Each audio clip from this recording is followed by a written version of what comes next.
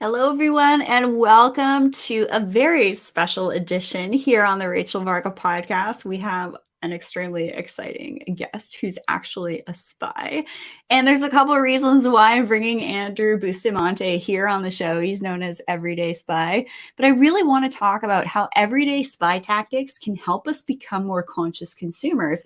Also, even give us some insider insight as to how we can become more self-reliant on in our lives with ourselves, with our body, mind, spirit, and energy, because that's actually a key component to being a successful operative, is to knowing how to deal with injuries and stressors as they arise. We can't always ask for help. So let me tell you about, but we're also going to even talk about facial prosthetics and how that's used in the tradecraft world. And the word tradecraft is basically the term that's used to describe what spies use in the field to carry out operations.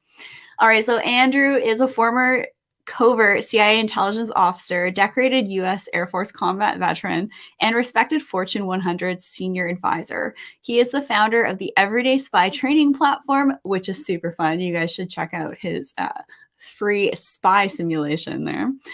Hosts the Everyday Espionage podcast, which I've probably listened to almost every episode. You guys got to check out his Everyday Espionage podcast. It is golden. And he travels the world with his wife, Jihi, also former CIA, and two young kids.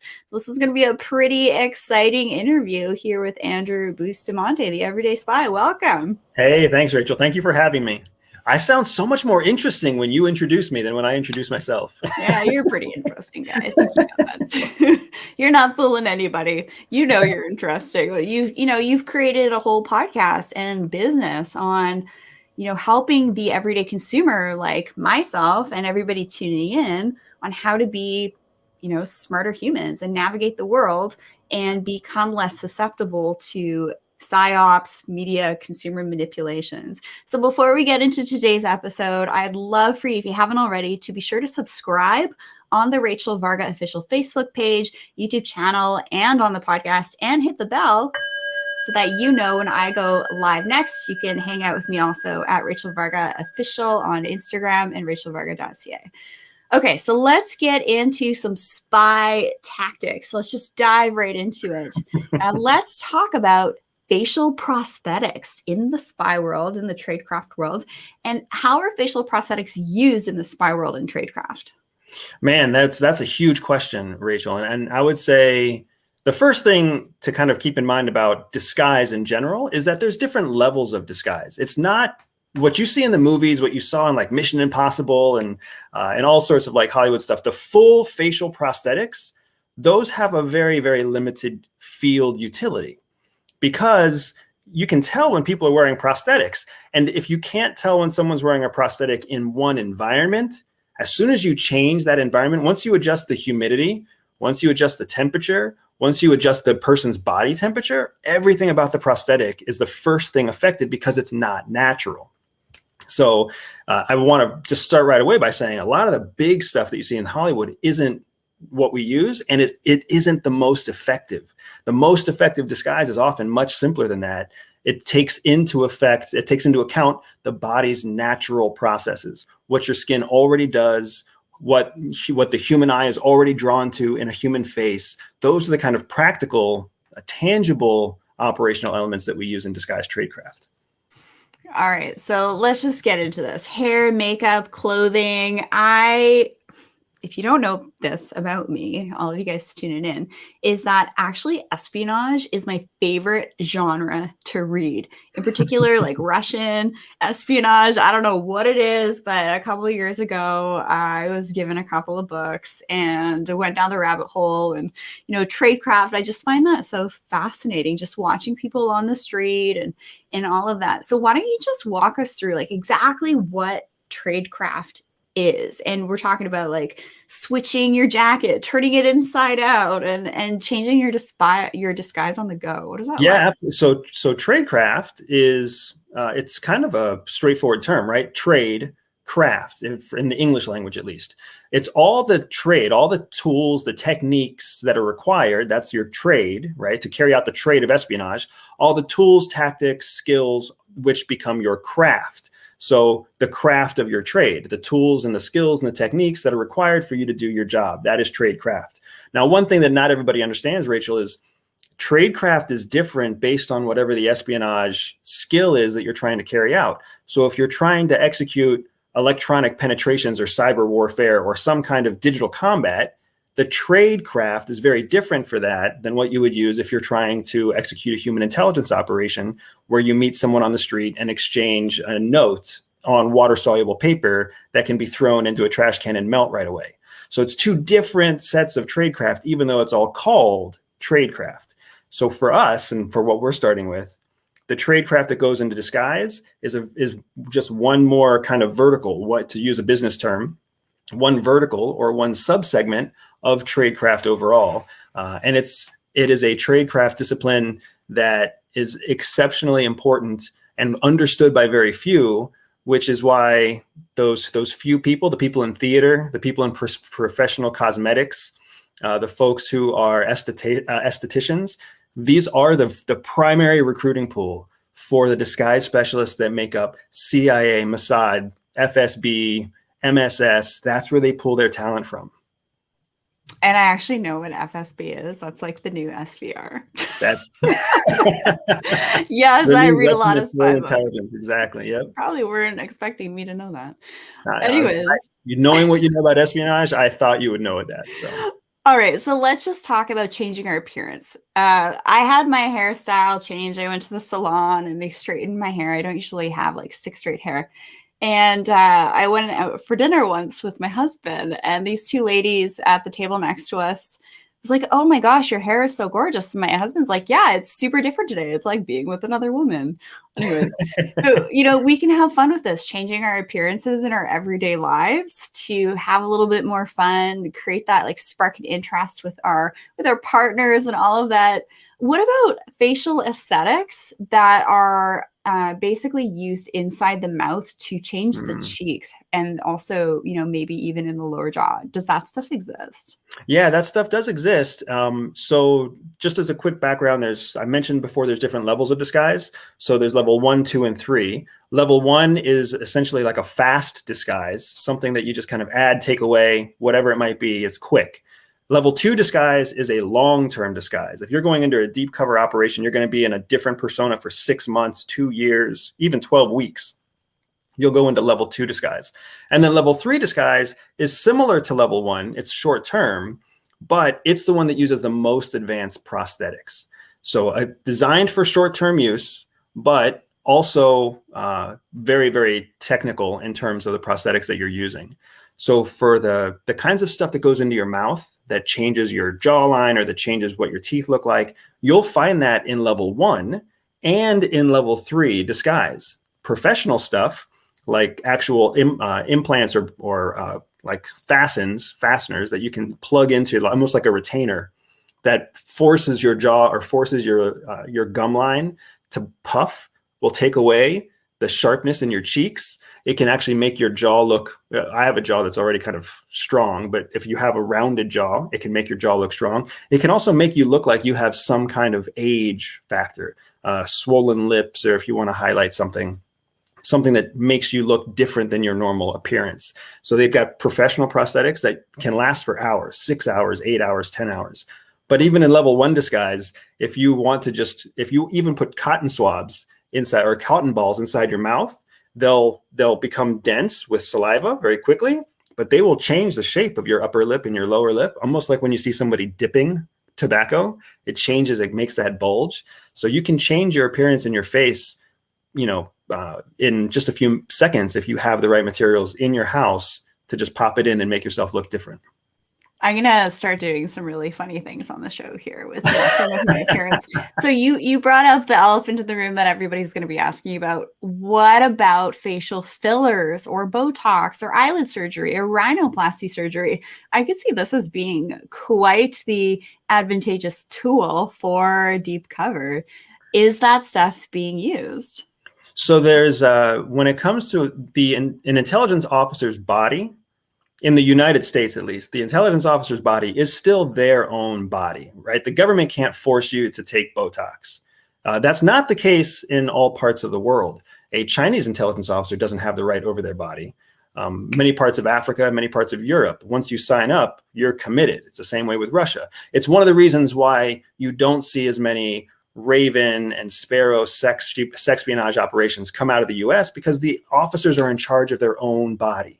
Even if sex is the fastest way to get to somebody, the officer has to, be professional and choose what's the most advantageous route to collect intelligence. In Russia, they'll just tell you, male or female, that you have to use sex as the main tool of approach. So all the Botox stuff is all very valid. Your rhinoplasty, permanent changes through plastic surgery of your body or your face, all of that is on the table if you choose it to have it on the table, but you ultimately have the decision. So basically, anyone who's wanting free Botox filler, rhinoplasty, just sign yourself up to be a CIA operative. Am I right? Yeah, I would be careful with that, because the way CIA wants you to look may not be the way you want to look. I'm aware. I'm just poking fun.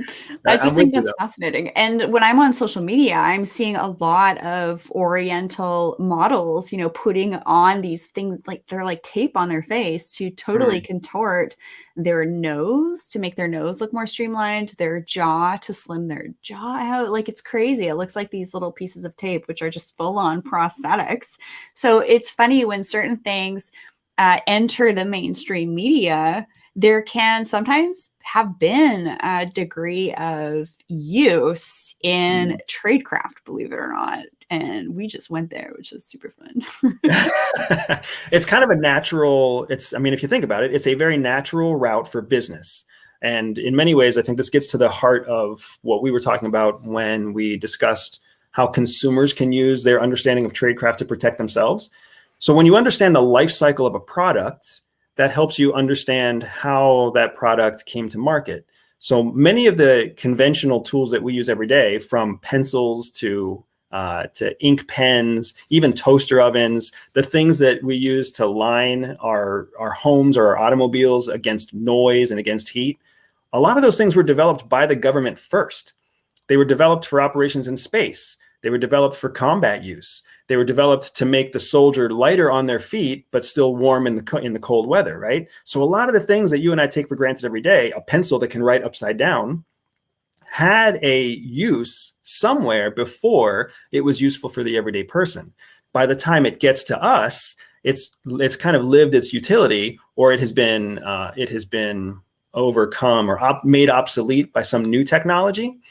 But that's essentially what happens when it gets to us. So a lot of your best prosthetics were created by a private third-party innovator for government use.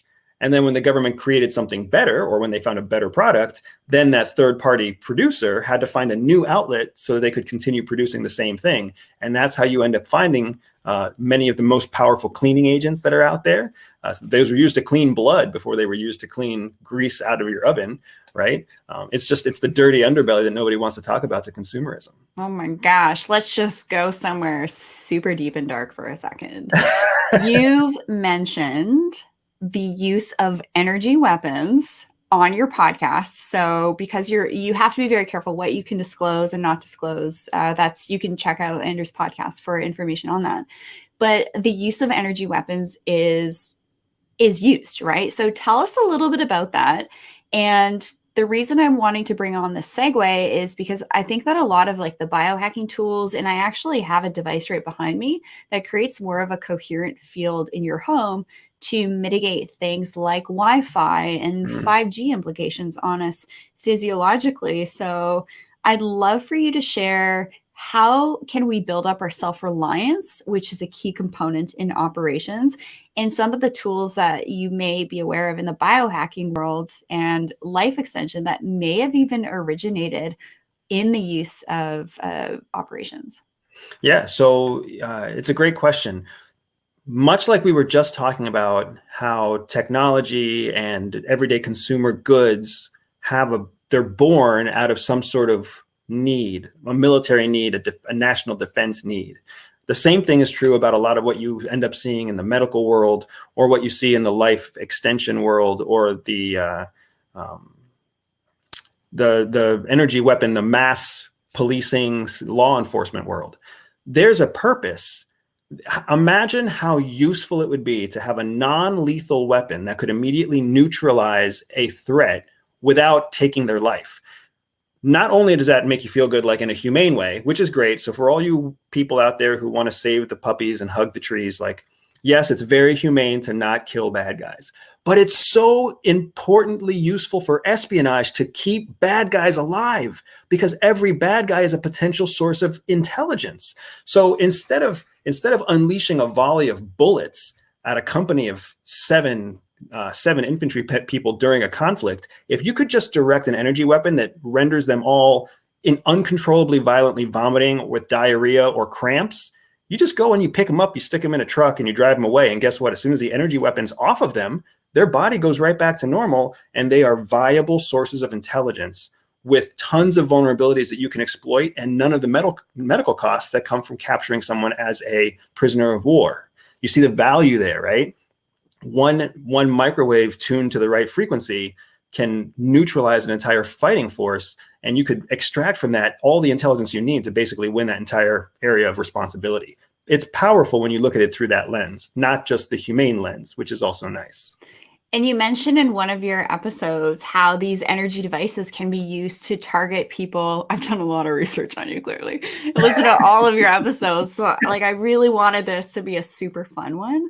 But you mentioned in one of your episodes that there is a type of energy weapon that can actually be targeted to a specific floor in a building to impact the occupants. But what about all the other people on the floor too? It's like, do we need to get these biohacking gadgets in our homes to protect us from all this stuff too?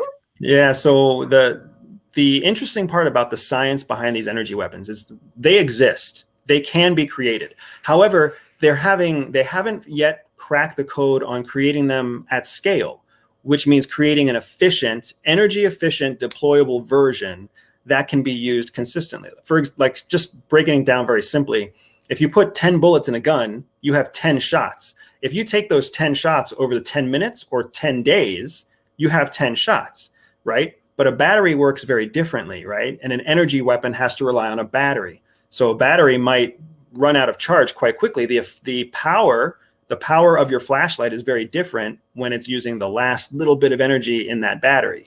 Right. So that's part of the problem they have with energy weapons. The other part that they have is being able to control the direction of the beam or direction of the wavelength itself. So what we talked about in the podcast, and what you're recalling and what you read about a lot, are some of the questions that are out there about what's known as the Havana syndrome, or whether it's Russia or China or some other bad guy, basically using directed microburst energy to make people sick, give them headaches, cause long-term illness at military and diplomatic institutions all over the world. If that's happening, what we're seeing is that potentially the weapon has been fine-tuned to the place where it can target a specific floor, but more likely what's happening is that it's being planted inside the building because the building is under foreign control. So then it can be hard-jacked into a permanent power source. There's no battery problem anymore if it's pulling from the direct power lines in the building itself. And we've seen all sorts of instances where listening devices and cameras were pre-built into a diplomatic compound before the diplomatic compound was turned over to the foreign government that was supposed to live and work in that compound.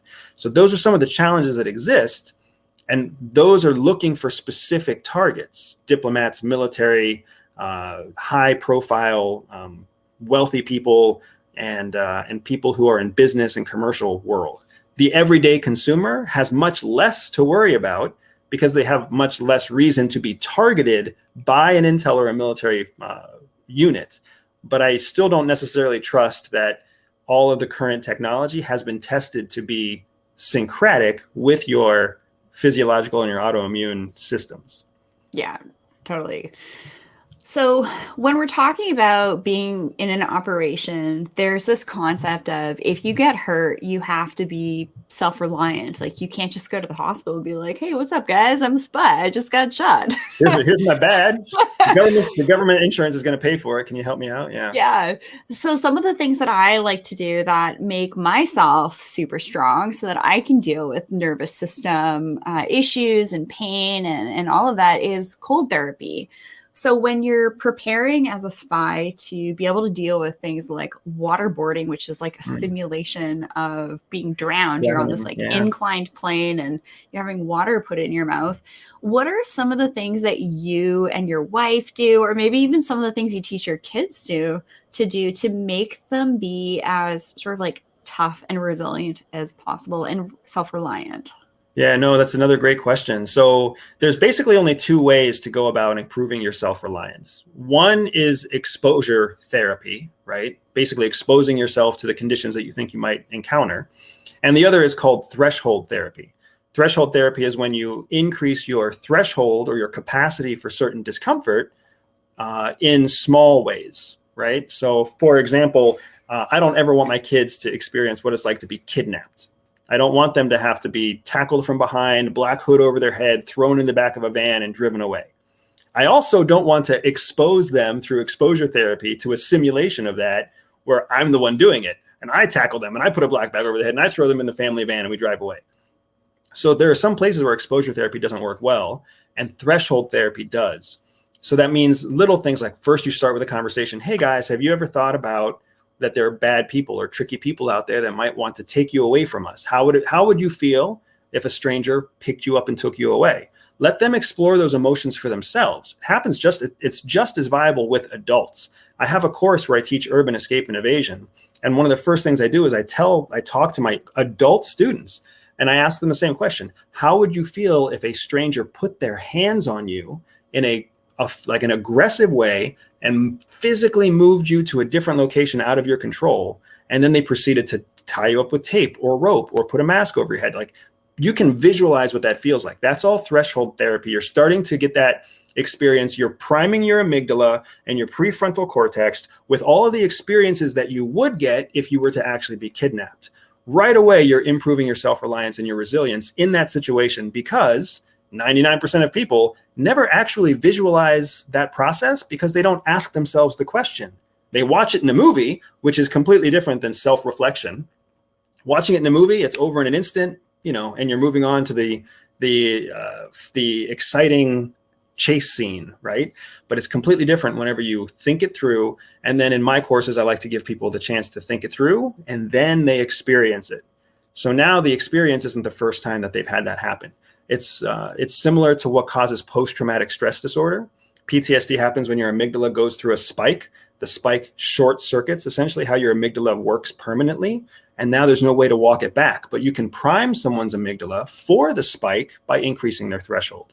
So I've probably beaten that horse to death, Rachel. So that's all threshold training or threshold therapy. With exposure therapy, it's very similar to what you're talking about with cold therapy or your cold techniques. You literally put yourself into a difficult or arduous situation specifically so that your body mentally and physiologically can come to terms, can cope or understand kind of muscle memory wise what that feels like. Plunging yourself into 50-degree water feels a certain way. If you do that to your body multiple times, it starts to feel comfortable in that space. Not to mention the autoimmune and physiological response that type of activity creates, whether it's hot yoga, hot tubs, even systematic asphyxiation, like where you hold your breath for long periods of time, like free divers do. These all create physiological responses that make your body more resilient, either by decreasing its VO2 or decreasing its VO2 consumption, increasing its response to external germs and bacteria through autoimmune, responding with body temperature fluctuations at a faster rate than the average person. There's a lot of benefit to exposure therapy, to cold, heat, nights without sleep, hours without drinking water or without food, or even kind of forcing yourself an all meat or an all vegetable diet for a prolonged period of time to force your body to cleanse previous nutrients. So there's all sorts of benefits to that exposure therapy, like what you discussed. Yeah, I'm a huge fan of doing cold therapy just for that reason. And I was T-boned not too long ago, and I was actually really able to manage the PTSD from that and the nervous system freak out, the pain, hormones, everything. And I was Yeah. just like, wow, I feel like everybody needs to have this ability to almost kind of rewire yourself so that when ish does hit the shan, then, you know, you can deal with it, because being a human, normal human, not an operative, you know, we have things like this that we need to be aware of. So my It's a next, process. I'm sorry to interrupt, but it's a processing question for those, yeah, you know, to boil it down to its real core. All you're doing is you're introducing a chance for your body to process something new. And if it can process it one time, it's only going to process it more and more efficiently and quickly in future iterations. So if you expose yourself to a stress, an artificial stressor right now, when a real stressor presents itself later on, you've already got a process to go through that system and relieve or resolve that stress, just like you're saying. yeah, it was pretty remarkable to actually experience that and be like, wow, I feel super badass now. Like I can Because handle you getting are. T-boned. And I had like a 5-minute woe is me, but you know, snapped right out of it But how pretty powerful fast. is that even? Yeah. Like people Yeah. people spend weeks reflecting on their own self-pity. You were over it in a few minutes and on to more productive things. It's Yeah. super powerful. We could go on for hours. So The I'll funny cut thing myself. is, I do a lot of martial arts. I have for over 10 years, kickboxing, jujitsu. I actually put my hands up.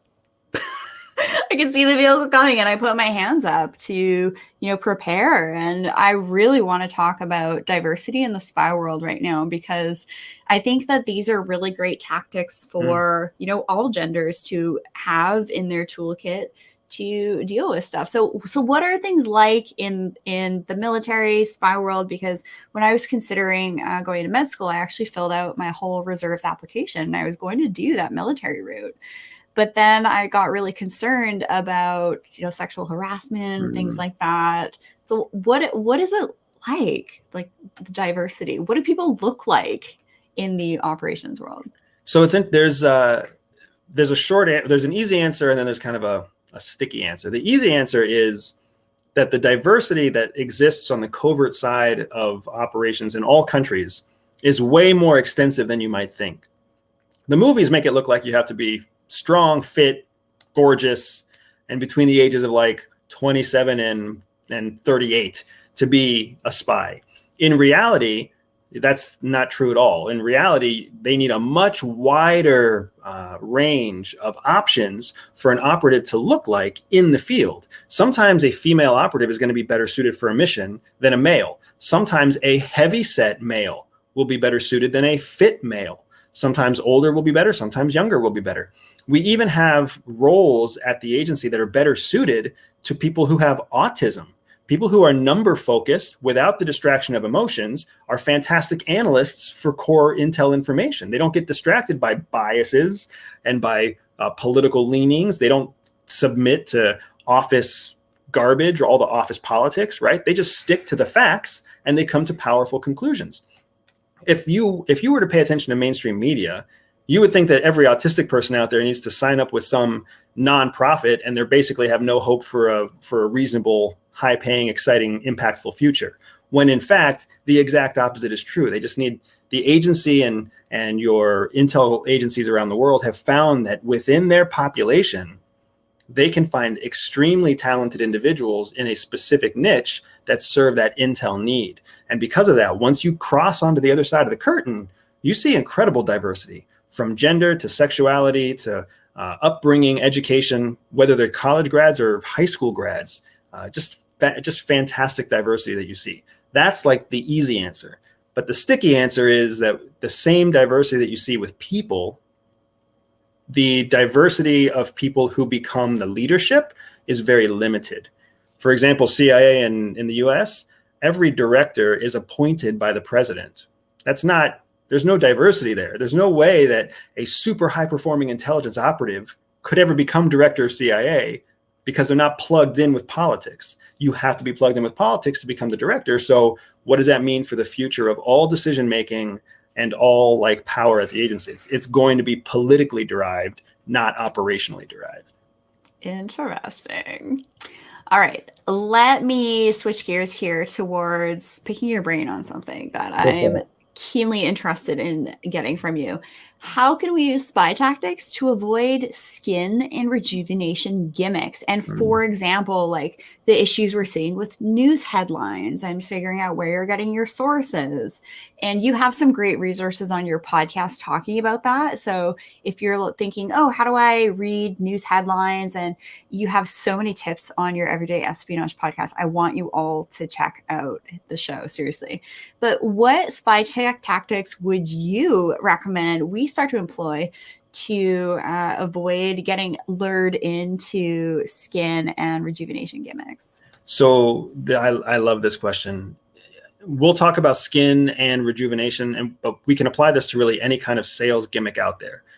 The thing that most consumers make the mistake of believing is that a sales pitch is informative. A sales pitch is not informative. It is emotional. That is how every salesman out there is trained to approach a sale. You have to trigger an emotion in order to drive a predictable response. That's human nature, because human beings don't often move. They don't make a decision unless there's an emotional impetus behind that decision.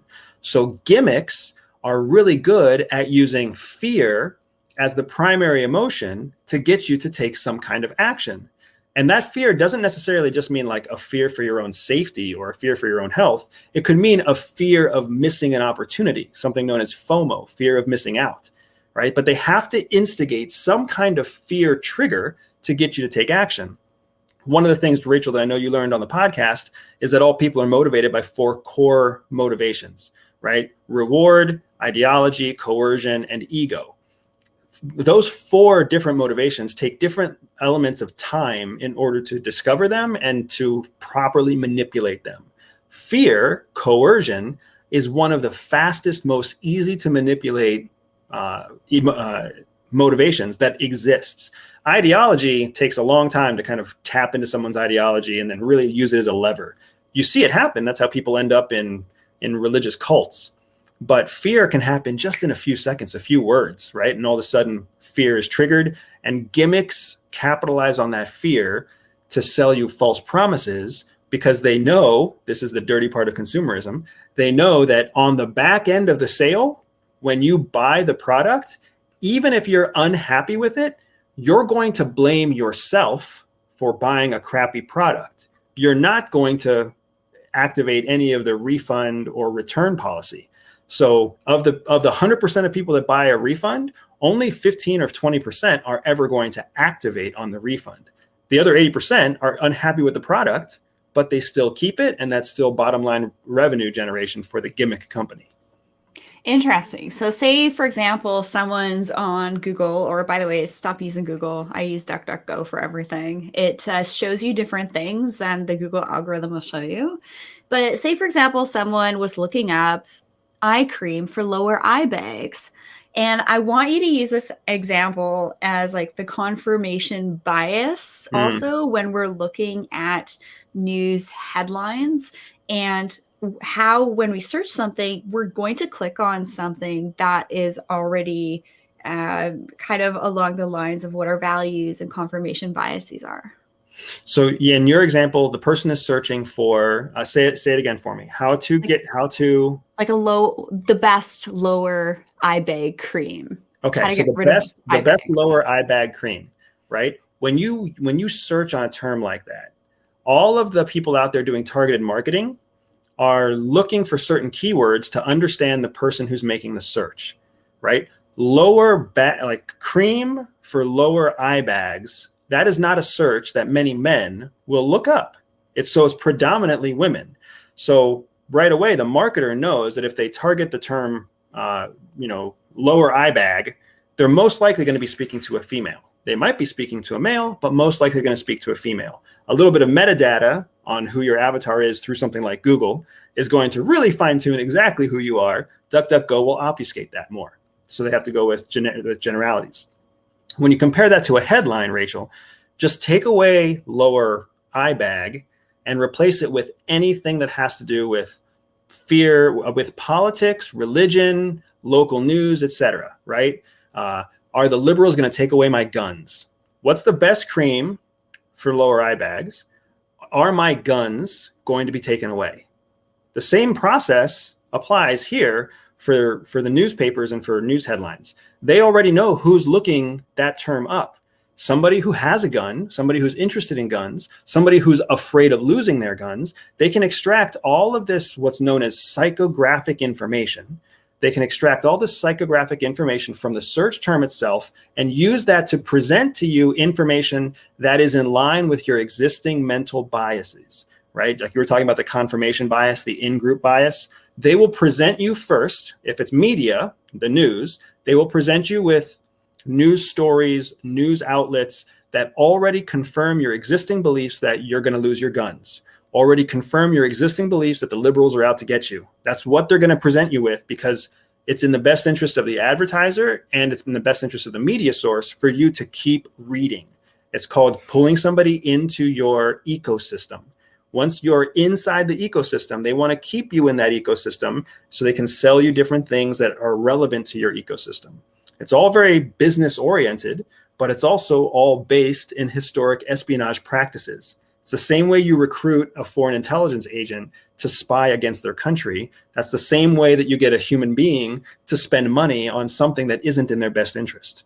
So that's kind of how you would see the lower eye bag comparison cross-pollinate into media headlines.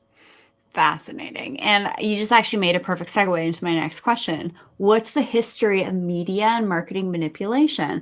I was listening to a brilliant interview with you and your wife, Jihi, who's also a CIA operative, and talking about like the history, like in the 40s, there was this act passed that people couldn't be manipulated by the media. And then in the 80s, that was changed. Mm-hmm. And then we started to see the era of like Oprah and Dr. Phil and Dr. Oz and Jerry Springer. And then all of these advertisements that were then, you know, paid placements for products to be sold to us. So what's your kind of take on the history of how we're being sold to now as consumers? Yeah, so the Reader's Digest version of the history is that in the 1940s, right as print media was really starting to boom, the government put in place a regulation that made it so that media had to be fair and unbiased. So if you were going to say something extremely right-leaning, the next article had to be something extremely left-leaning, or you had to put some kind of blurb at the top that said, this is a politically left-leaning,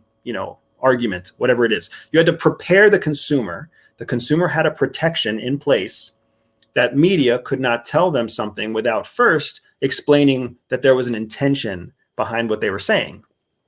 That lifted naturally in the 1980s, and that launched into what we now call opinion-based information. So a lot of what's happened from the 80s on is opinion. Let's look at what happened in all of our lifetimes, the advent of social media. So we went from having opinion from a few authoritative opinion makers like Oprah and Jerry Springer. We went from a few to now every single person's opinion can be loaded into media, right? So there's this evolution of opinion-based information. And fake news and fake product and procedure claims. We call it fake, but all it really is opinion, right? It's somebody's opinion that isn't based in the same reality as our reality, right? So how woohooey is that? But yes, you're exactly right. When you took away the protection and the requirement for fair and equal representation, when you take away that requirement, it lends itself to people manipulating and taking advantage of our own internal cognitive biases. So just to bring back the term in-group bias, to bring back the term confirmation bias, if I am trying to sell a product, if I'm trying to sell a rejuvenating skin product, I'm going to look for people who congregate around topics that have to do with skin and rejuvenation. These are people who are going to feel old. They're people who are going to feel like they're aging. They might fear aging. They're going to be people who don't get a lot of rest. They might be people who watch their mom and dad age unattractively, and now they're afraid of the same thing, right?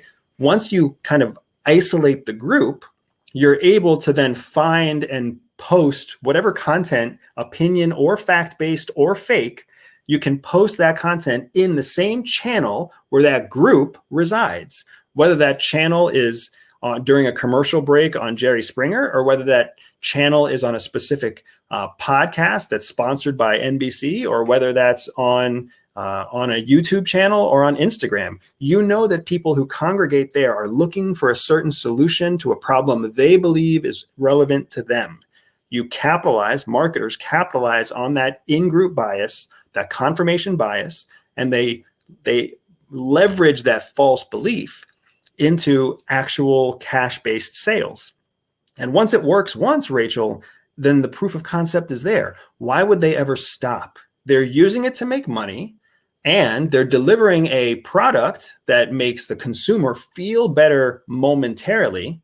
So it all kind of suggests that they're doing something that's ethically okay. But it's only ethically okay because 80% of the unhappy consumers never take any action. This is a really interesting topic because now we also have AI being used in messaging, creating headlines. And in fact, I used one of these companies called Copy AI and just interviewed someone who's actually working for the company. And AI is what all the companies are using to make their emails, to do their Facebook ad messages. So now we have this other layer of another quote unquote third party coming in to manipulate us, which is just mind blowing.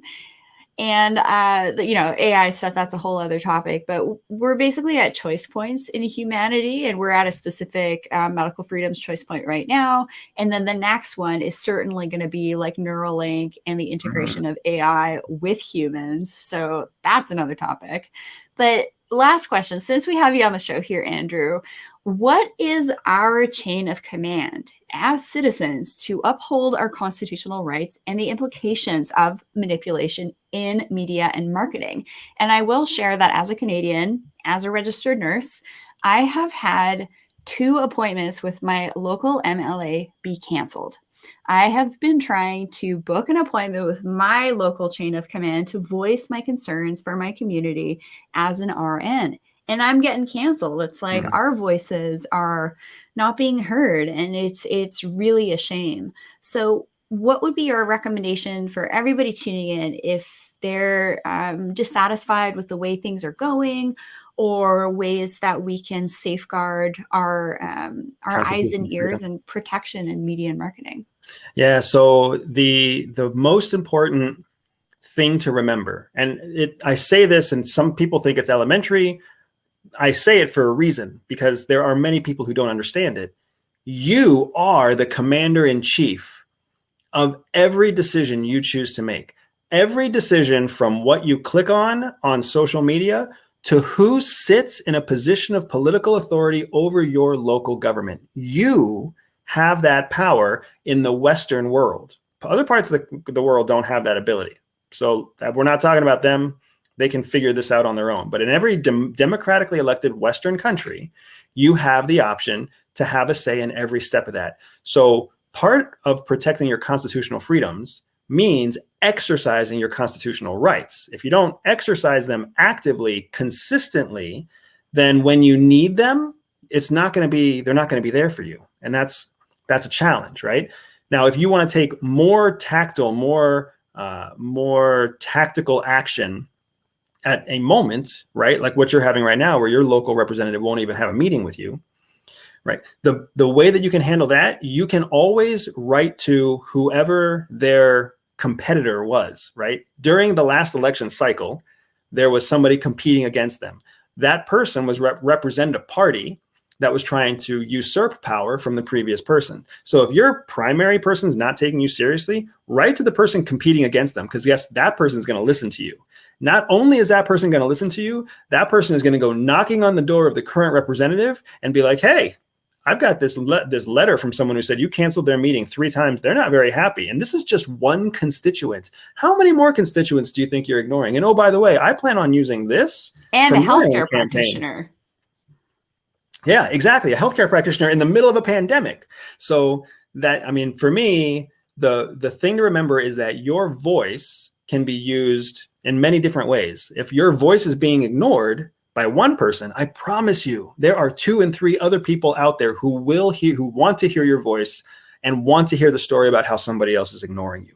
Don't ever feel like your chain of command in government is there to help you. They're there to help the government. They're not there to help you. Your voice put them there. And that was basically where they said thank you. And then they were done listening to you until the next election cycle.